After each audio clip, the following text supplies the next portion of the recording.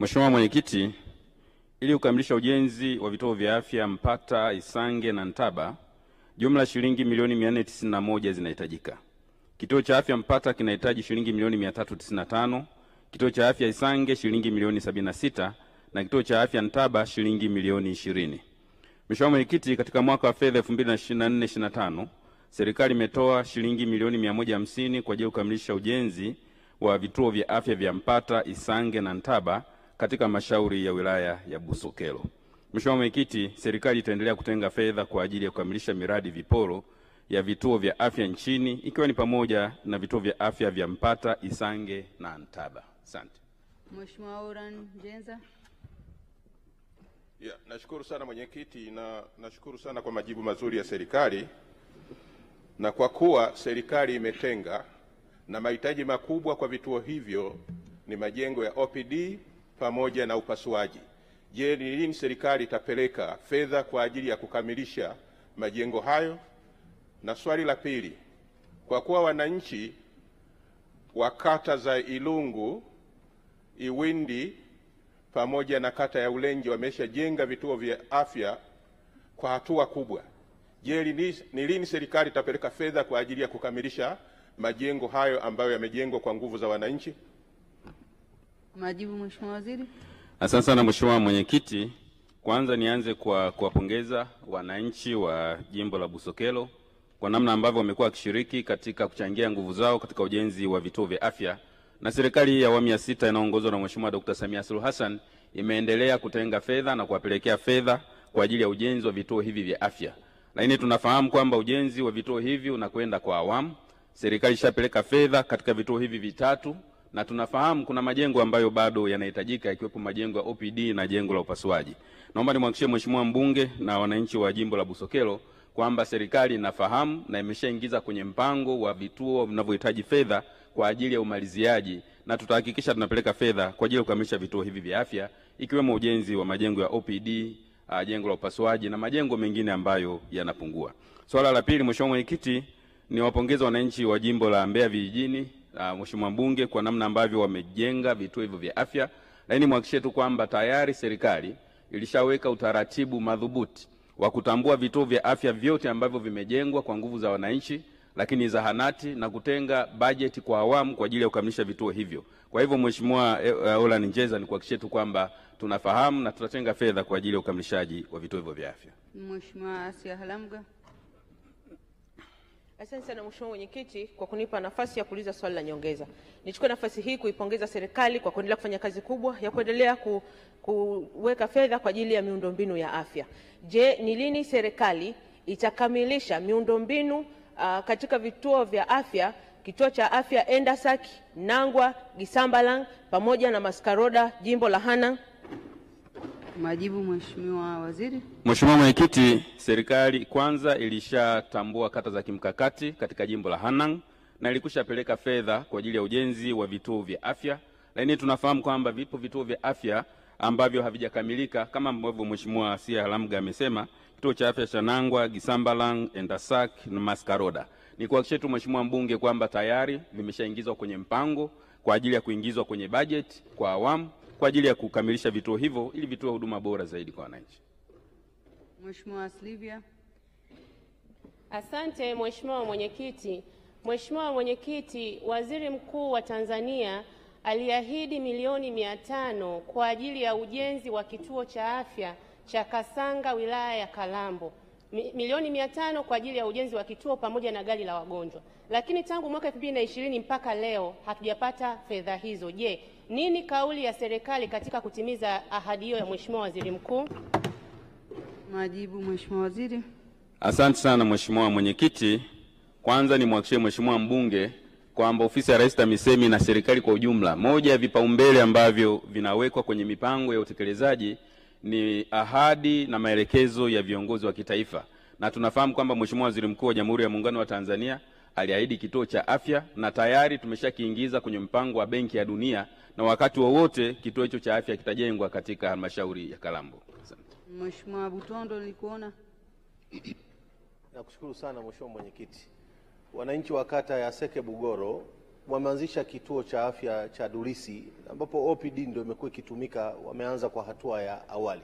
Je, serikali ni lini itafanya ukamilishaji wa kituo kile ili kuwe na hadhi maalum? Majibu Mheshimiwa Waziri. Mheshimiwa Mwenyekiti, ni dhahiri kwamba jimbo la Kishapu kwa Mheshimiwa Butondo ni moja ya majimbo ambayo serikali imeendelea kupeleka fedha kwa ajili ya ujenzi wa vituo vya afya, lakini serikali pia ilishatoa maelekezo kwa wakurugenzi wa halmashauri kutenga fedha za mapato ya ndani kwa kushirikiana na nguvu za wananchi kwa ajili ya kuanza ujenzi wa vituo, na serikali itapeleka fedha kwa ajili ya kukamilisha vituo hivyo, wataalamu na vifaa tiba pamoja na madawa. Naomba niwahakikishie Mheshimiwa Butondo kwamba tunafahamu na tayari tumeingiza kwenye mpango na tutafuta fedha kwa ajili ya kukamilisha kituo hicho cha afya ili tuweze kutoa huduma bora kwa wananchi. Mheshimiwa Bilakwate. Asante Mheshimiwa Mwenyekiti kunipa nafasi ya kuuliza swali. Kituo cha afya Rutunguru na kituo cha afya Mabira, ni lini serikali itapeleka fedha ili kiweze kutumika kwa huduma zote? Majibu Mheshimiwa Waziri.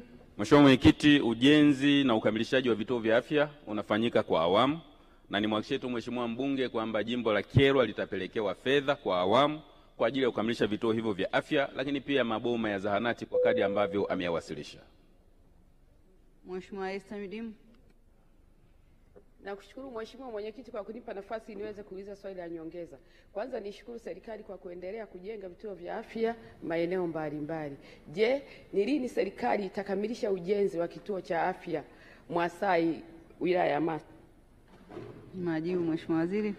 Mheshimiwa Mwenyekiti, kwa bahati nzuri nishatembelea kata ile ya Mwasai na niliona kazi nzuri ya ujenzi ambayo serikali ishapeleka fedha kwa ajili ya ujenzi wa kituo kile cha afya cha Mwasai katika halmashauri ya Maswa, na nimhakikishie Mheshimiwa mbunge kwamba zoezi hilo ni endelevu. Tutaendelea kutenga fedha kwa awamu na kukamilisha miundombinu yote ambayo inabaki ili tuhakikishe kituo kile kinakuwa na majengo yote muhimu kwa ajili ya huduma hizo. Mheshimiwa Palanjo, nilikuona. Dr. Palanjo. Asante Mheshimiwa Mwenyekiti kwa kuniona. Serikali ilituahidi kutujengea vituo vitatu vya kimkakati. Na katika vile tulipata kimoja kile cha Mareu. Tunasema asante kwa ajili ya hicho kituo, lakini sasa kuna hivyo vituo vingine viwili vilivyobaki, sijui vilienda wapi Mheshimiwa Waziri. Asante sana. Majibu Mheshimiwa Waziri.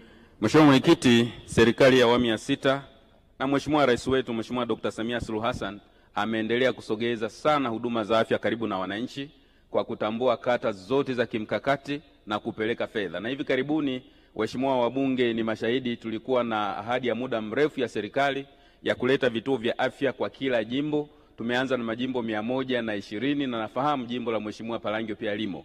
Kwa hiyo katika vituo hivyo vya afya vitatu tayari kimoja kimeshapelekewa fedha, kimoja kitapelekewa fedha hivi karibuni, lakini na hicho kingine ni kuhakikishia Mheshimiwa Palangio na wananchi wa jimbo la Rumeru kwamba fedha hiyo itapelekwa kwa ajili ya kukamilisha ujenzi wa vituo vya afya. Mheshimiwa Bunge, tunaendelea sasa na swali la Mheshimiwa Ndaisaba George Ruhoro, mbunge wa Ngara. Je, lini serikali itaanza kuwawezesha maafisa ugani kwa kuwapa mafuta ili waweze kutembelea wakulima? 63 lipatiwe majibu na serikali. Majibu ya swali hilo Mheshimiwa Waziri. Mheshimiwa Mwenyekiti, serikali inatambua majukumu muhimu yanayofanywa na maafisa ugani katika kutekeleza majukumu yao kwenye mamlaka za serikali za mitaa.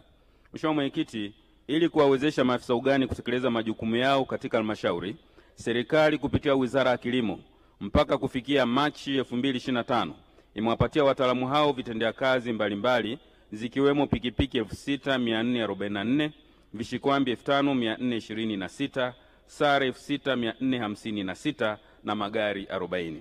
Mheshimiwa Mwenyekiti, katika mwaka wa fedha 2025-26 jumla ya mikoa 5, halmashauri 12 zimetenga bajeti ya mafuta kati ya lita 10 hadi 15 kwa kila mwezi kwa ajili ya kuwawezesha maafisa ugani kutekeleza majukumu yao.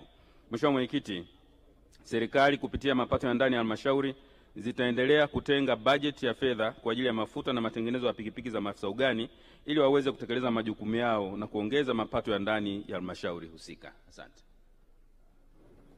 Mheshimiwa Ndaisaba George Ruhoro. Nakushukuru sana Mheshimiwa Mwenyekiti.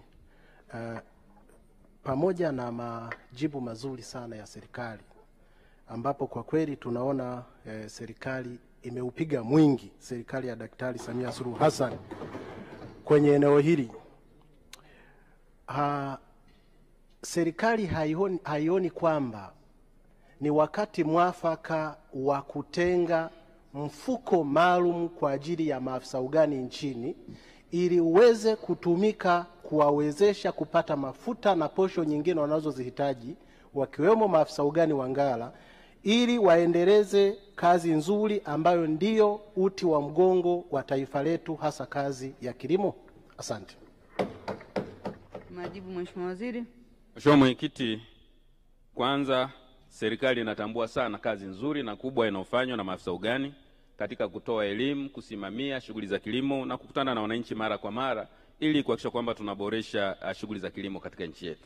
Naomba nitumie nafasi hii nimwahakikishie tu Mheshimiwa mbunge kwamba wazo alilolitoa la kuwa na mfuko maalum kwa ajili ya maafisa ugani, sisi ofisi ya Rais TAMISEMI kwa kushirikiana na Wizara ya Kilimo na serikali kwa ujumla tumelichukua kama pendekezo, tulifanyia tathmini na kuona kama linatekelezeka kwa utaratibu gani, na kama kuna maboresho mengine mbadala basi serikali itaendelea kufanya hivyo. Asante. Asante. Tunaendelea na swali la Mheshimiwa Dr. Angeline Sylvester Lubala Mabula, mbunge wa Ilemela. Kwa niaba Mheshimiwa Shaki. Je, lini serikali itajenga uzio katika shule za msingi ambazo hazina uzio maeneo ya mjini? Namba 264 ilipatiwa majibu ya serikali. Majibu Mheshimiwa Waziri. Mheshimiwa Mwenyekiti, serikali imeendelea kuboresha miundombinu ya elimu nchini ikiwa ni pamoja na kujenga uzio katika shule mbalimbali za msingi kwa kuzipa kipaumbele shule zenye watoto wenye mahitaji maalum. Mheshimiwa Mwenyekiti, katika mwaka wa fedha 2022/23 na 23/24 serikali imetoa shilingi bilioni 5.57 kwa ajili ya ujenzi wa uzio katika shule 185 za watoto wenye mahitaji maalum. Vile vile mamlaka ya serikali za mitaa zimekuwa zikitenga fedha kupitia mapato ya ndani kujenga uzio ili kuimarisha ulinzi katika maeneo yenye changamoto za kiusalama.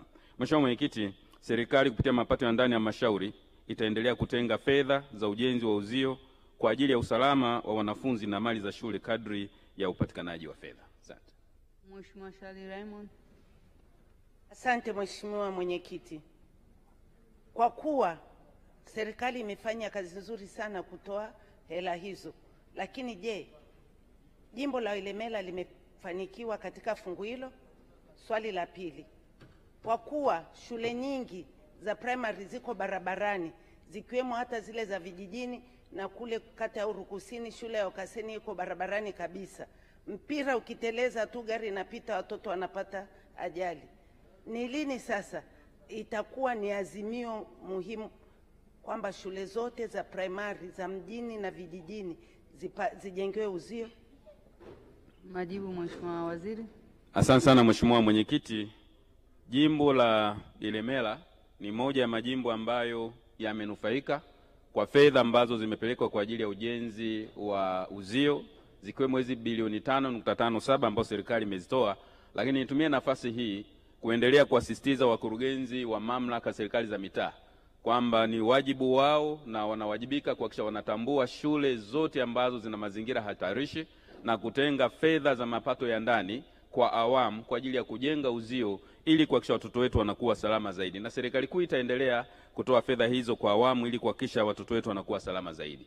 Swala la pili, Mheshimiwa Mwenyekiti, ni kweli zipo shule ambazo ziko kando kando ya barabara kuu na ni hatarishi zaidi kwa wanafunzi, na serikali ina mpango huo na imeanza kutekeleza mpango wa kuzitambua shule ambazo zina mazingira hatarishi kwa maana ya geographical location, lakini pia kwa shule zile ambazo zina watoto wenye mahitaji maalum, na imeendelea kutenga budget kwa ajili ya ujenzi wa uzio hizo. Kwa nini kuhakikishia Mheshimiwa mamangu Mashali Raymond kwamba tutaendelea kufanya hivyo ili kuhakikisha watoto wetu wako katika mazingira salama zaidi.